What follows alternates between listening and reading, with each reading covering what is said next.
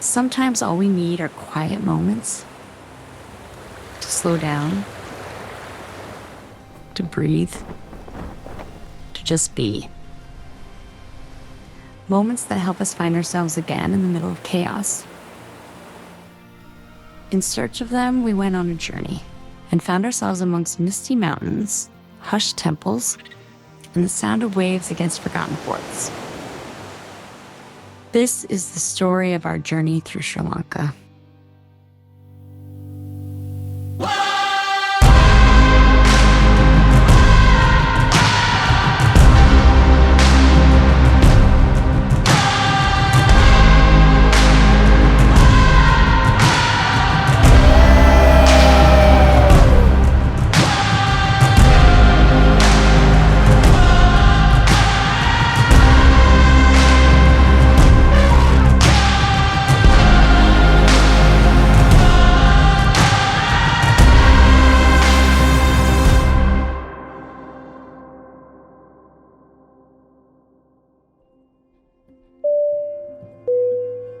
We landed in Colombo with sleepy eyes but excited hearts, ready to trade city chaos for coastal calm.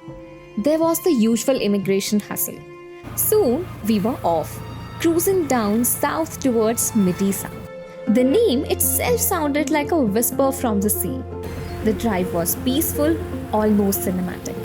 From cityscapes to coconut palms, the scenery began to shift, as if Sri Lanka was slowly revealing her softer, more serene side. By the time we reached our hotel in Mirissa, we could already smell the ocean in the air and hear the waves in the distance. The evening was left to us. No checklist, no agenda. Just flip-flops, sea breeze, and that perfect kind of tiredness that comes after a long journey. Some of us headed straight to the beach, letting the sand fill in between our toes, while others just found a hammock and called it a win. There was no rush here. Just the first chapter of a story we knew we'd be telling again and again. Tonight, we let the ocean sing us to sleep.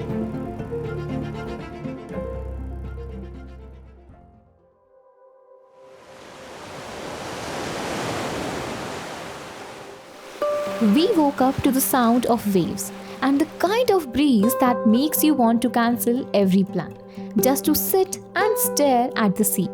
But today was no ordinary day. There was a little adventure waiting. Post-breakfast, we set off towards Bentota, a place where golden beaches meet calm waters.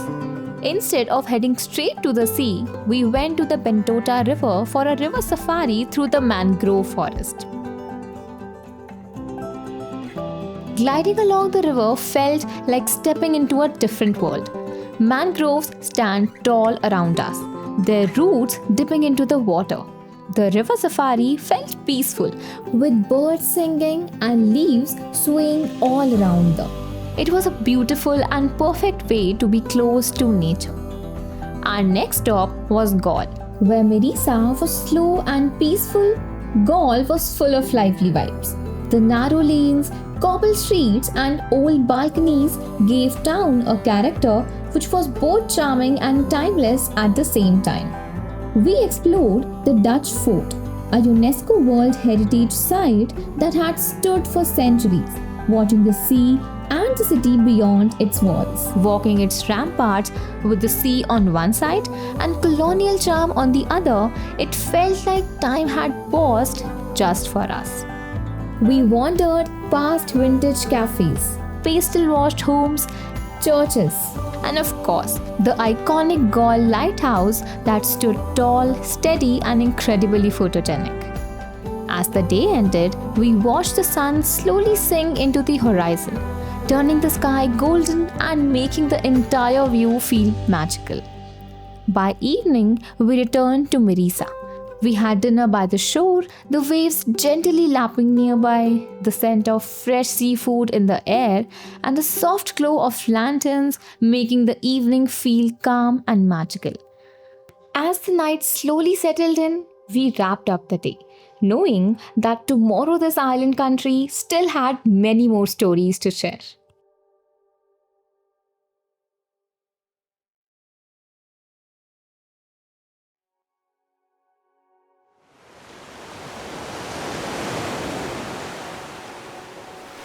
In the morning, it was time to say goodbye to the sun-kissed shore of Mirissa.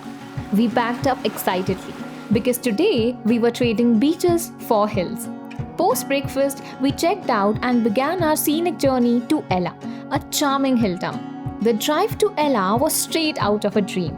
Winding roads, rolling green hills, and mist that seemed to dance just ahead of our vehicle. Heads were either out of the window or buried in playlists that made everything feel like a movie montage. On the way, we took a quick pause at Ravana Falls. And no one was prepared for that. Towering at 100 feet, the fall came down with a roar, both wild and calming at the same time. Legend has it, these falls hide the caves where King Ravana once kept Queen Sita. We stood there for a while, some clicking pictures, others just watching the waterfall endlessly, like it had its own secrets to tell. From there, we continued our way up to Ella. The moment we reached Ella, after checking in, we stepped out. The streets were lively, with cafes, local shops, and a buzzing market. We grabbed dinner, wandered around, did shopping, and soaked in the easy charm of the city. Tomorrow, Ella will unveil its beauty. But for now, we let the hills welcome us in silence.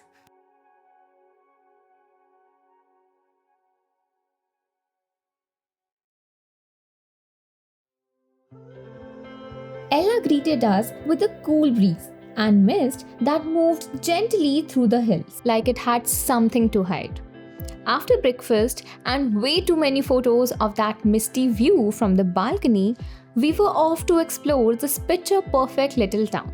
First on the list was the iconic 9-arch bridge. No camera does this place justice.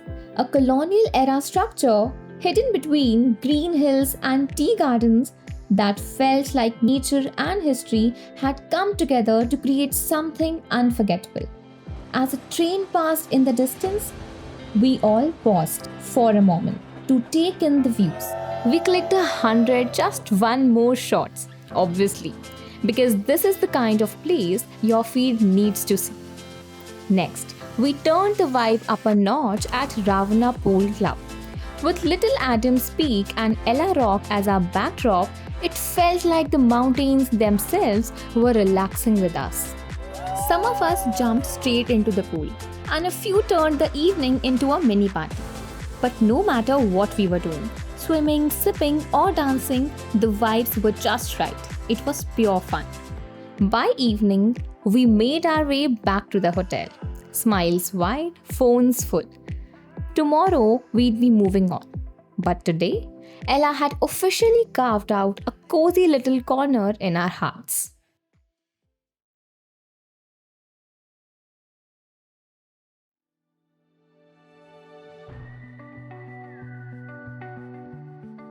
It was our last morning in Ella, and somehow the mist felt a little more dramatic, like it knew we were leaving. After breakfast, we checked out and boarded our train from Ella. The journey was nothing short of magical. Rolling hills stretched endlessly, tea plantations carpeted the slopes, and little villages appeared and disappeared along the way. The compartments were filled with laughter, conversation, and everyone leaning out to catch that perfect picture frame.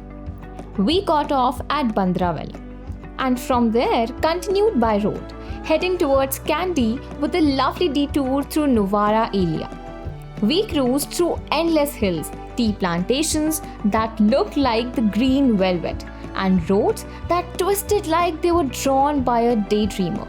First up was a short but meaningful stop at Sita Amman Temple, a serene little shrine believed to be where Sita was held captive in the Ramayana.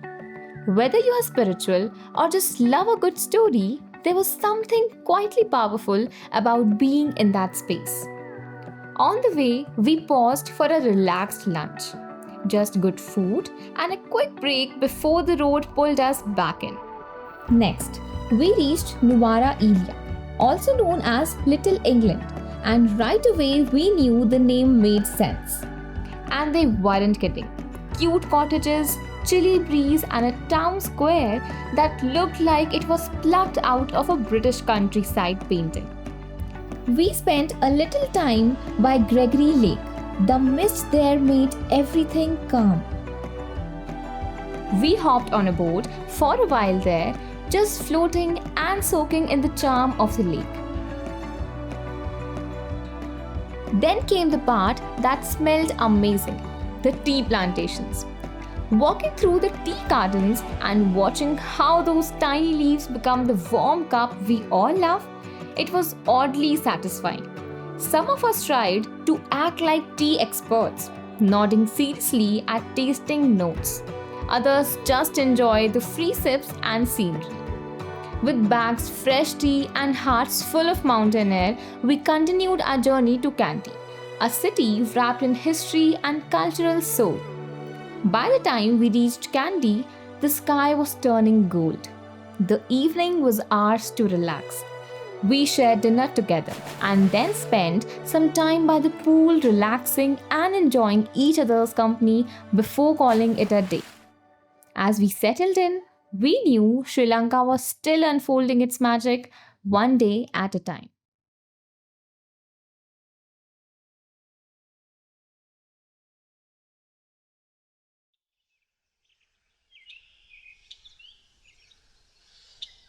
The morning in Kandy begins slowly. Soft light through the curtains, warm breakfast on the table, and that familiar buzz of anticipation in the air. Today we were off to Sigiriya, home to one of Sri Lanka's most iconic wonders.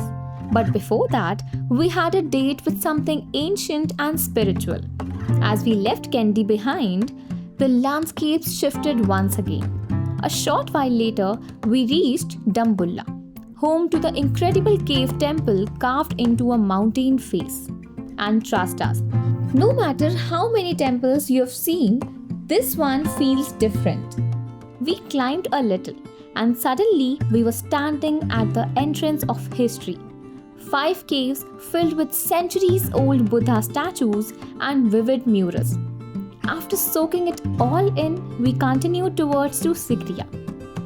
By afternoon, we reached our hotel, surrounded by wilderness, birdsong, and a peacefulness that made you want to put your phone on silent and just be.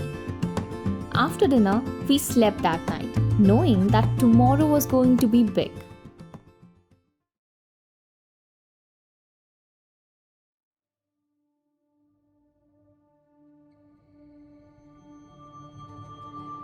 Sigiriya woke us up gently, but we had an early start today, so it was a quick checkout. And off we went towards one of Sri Lanka's most jaw-dropping landscapes, Sigiriya Rock Fortress. Rising like a giant from the earth, this 5th century marvel had us all doing that one thing every traveler does. Looking up and wondering if we really had the stamina to climb that. But step by step, through ancient staircases, weathered frescoes, and sweeping views, we made it. Standing at the top, surrounded by sky, history, and wind, it felt like more than a climb. It felt like a tiny victory. And in that moment, we understood why they all call it the 8th wonder of the world. After the descent and way too many triumphant selfies, we were back on the road for our next stop, Pinnawala Elephant Orphanage. Pinnawala was just pure joy. Elephants bathing in the river, cheeky ones stealing bananas, and a few moments that felt like scenes from a wildlife documentary, except real and happening just a few feet away. We fed the elephants, clicked about 300 photos each, and tried unsuccessfully not to look like overexcited kids. From there, it was a smooth drive to Colombo, the capital city and our final stop on this journey. We checked into our hotel and had the evening to ourselves. As the day wrapped up, we returned to our rooms, a little tired, a little nostalgic, and a lot grateful.